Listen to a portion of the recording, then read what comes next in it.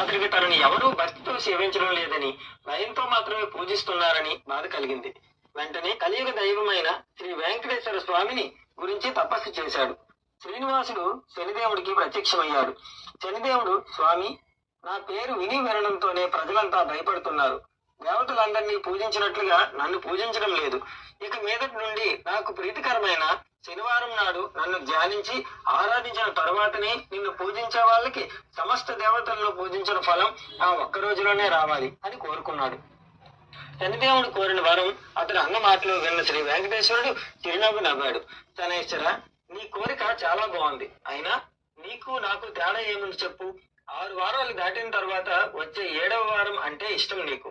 నేనేమో 6 కొండలు అతనికి తనని ఎవరూ భక్తితో సేవించడం లేదని, భయంతో మాత్రమే పూజిస్తున్నారని బాధ కలిగింది. వెంటనే కలియుగ దైవమైన శ్రీ వెంకటేశ్వర స్వామిని గురించి తపస్సు చేశాడు. శ్రీనివాసుడు శనిదేవుడికి ప్రత్యక్షమయ్యాడు. శనిదేవుడు, స్వామి, నా పేరు విని వినడంతోనే ప్రజలంతా భయపడుతున్నారు. దేవతలందరినీ పూజించినట్లుగా నన్ను పూజించడం లేదు.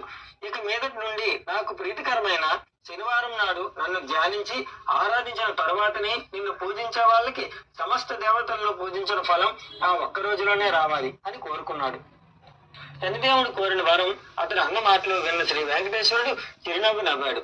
శనైశ్వర, నీ కోరిక చాలా బాగుంది. అయినా నీకు నాకు తేడా ఏముంది చెప్పు. 6 వారాలు దాటిన తర్వాత వచ్చే 7వ వారం అంటే ఇష్టం నీకు. నేనేమో 6 కొండలు